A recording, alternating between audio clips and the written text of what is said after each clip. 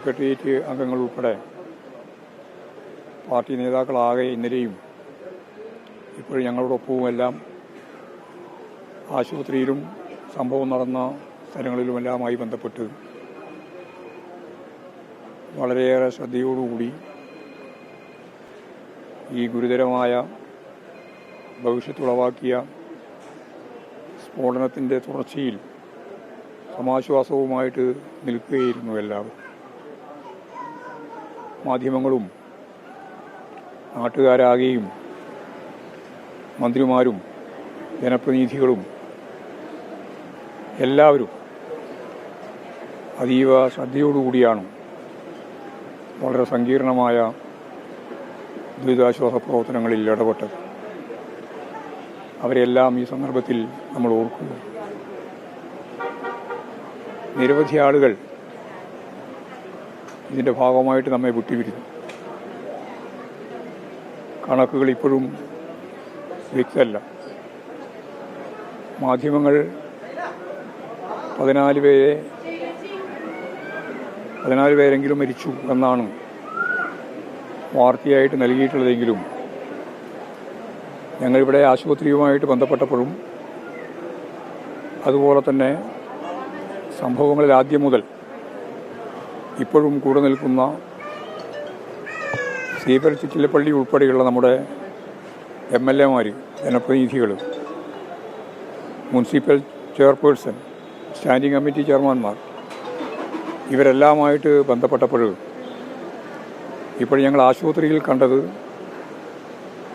5 പേര് ICUലാണ് സീരിയസ് ആയിട്ട്. അതിൽ 2 പേര് വെന്റിലേറ്ററിലാണ്. ഈ 5 പേരിൽ വളരെ ഗൗരവതരമായ പരിക്ക് പൊള്ളലേറ്റവരാണ് അതിൽ 4 പേര്. അപ്പോൾ വളരെ ഗൗരവമുള്ള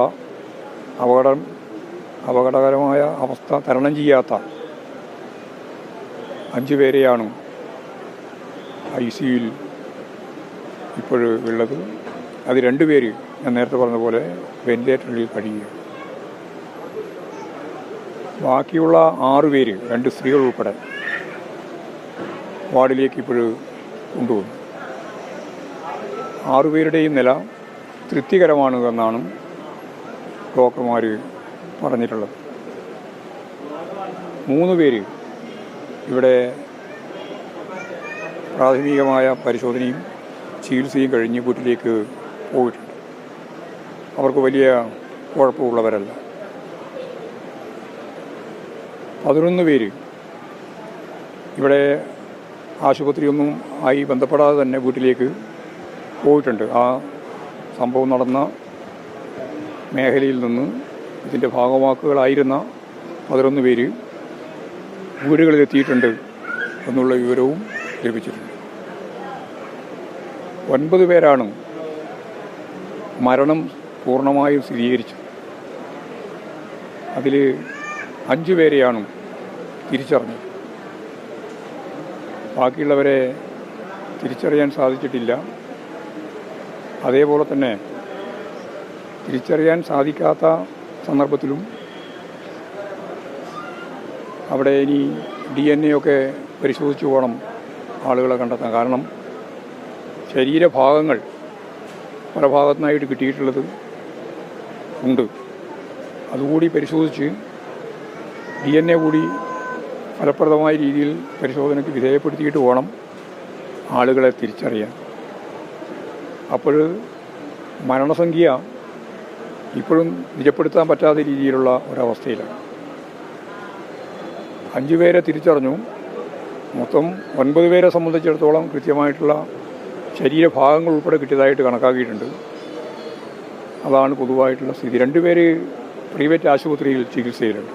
ഇവിടെയുള്ളവർക്ക് പുറമെ 2 പേര് അങ്ങനെയും. അപ്പോൾ ഒരു 34-35 ആളുടെ ഒരു ധാരണയാണ് ഇപ്പോഴും നമ്മുടെ മുമ്പിൽ ഉള്ളത്.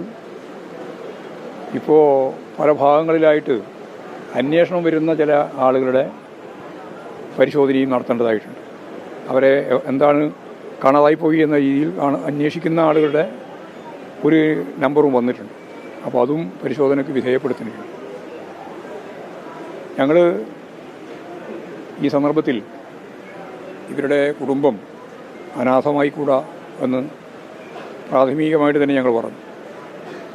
അപ്പോൾ പ്രധാനമന്ത്രി 2 ലക്ഷം റുപ്യ മരിച്ചവർക്കും അതുപോലെ തന്നെ ചികിത്സക്ക് ചെറിയൊരു സംഖ്യയും അനുവദിച്ചതായിട്ട് വാർത്ത നമ്മൾ കണ്ടു. ഇന്ന് അടിയന്തര മന്ത്രിസഭാ യോഗം ചേർന്നു. മന്ത്രിസഭാ യോഗത്തിൻ്റെ ഭാഗമായിട്ട് 14 ലക്ഷം റുപ്യ മരണപ്പെട്ട കുടുംബങ്ങൾക്ക് നൽകാൻ ഇപ്പോൾ തീരുമാനിച്ചിട്ടുണ്ട്. 2 ലക്ഷം റുപ്യ പരിക്ക് പറ്റിയവർക്ക് നൽകാനും സമാശ്വാസം നൽകാനും തീരുമാനിച്ചു. അതിൻ്റെ പുറമെ സൗജന്യ ചികിത്സ നടത്തും എന്നും ചൂണ്ടിക്കാണിച്ചിട്ടുണ്ട്. ഇവിടെ ഹൈക്കോടതിയും അതുപോലെ തന്നെ ജില്ലാ ഭരണകൂടവും ദേവസ്വം ബോർഡ് ഗവൺമെൻറ് ജനപ്രതിനിധികളെല്ലാമായി ചേർന്ന് ഇനി അങ്ങോട്ട് എങ്ങനെയാണ് ഈ പരിസ്ഥിതിയിൽ മറ്റ് ചടങ്ങുകൾ ഉൾപ്പെടെ സംഘടിപ്പിക്കേണ്ടത് എന്ന കാര്യം നാളെ യോഗം ചേർന്ന് ആവശ്യമായ തീരുമാനമെടുക്കാം എന്ന രീതിയിലാണ് ഇപ്പോൾ ആലോചിച്ചതായിട്ട് മനസ്സിലാകുന്നത്.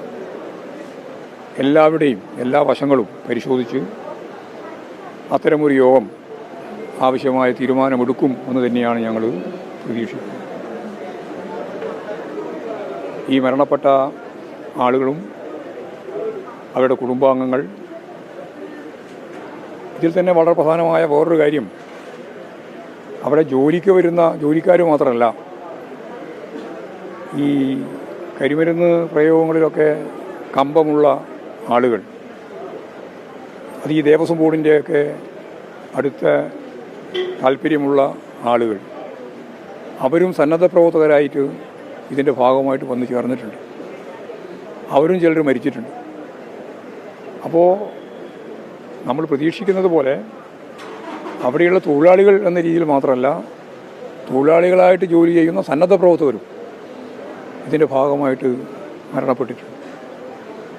എല്ലാവരുടെയും മരണത്തിൽ ദുഃഖവും അനുശോചനവും രേഖപ്പെടുത്തുകയാണ് പാർട്ടിക്ക് വേണ്ടി.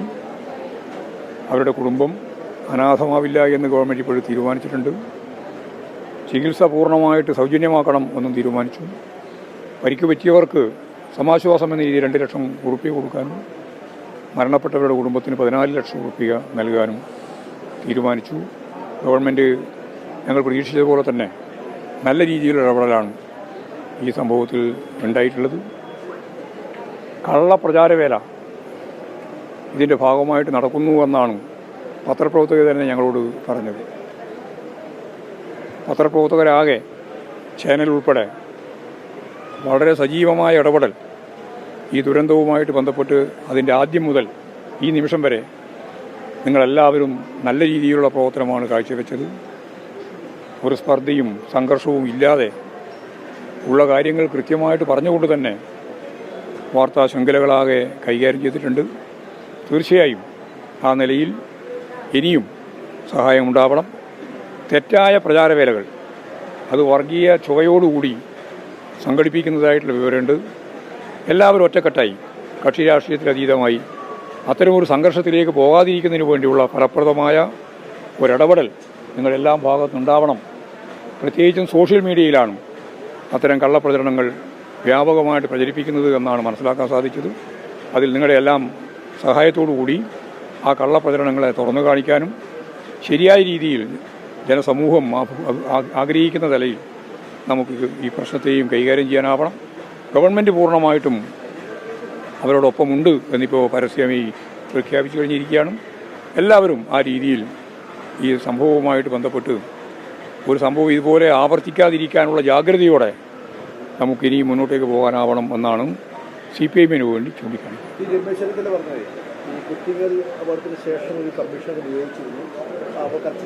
അല്ല, അത് വേറൊരു വിഷയം. ഇതിൽ കുട്ടികളെ കാര്യങ്ങൾ.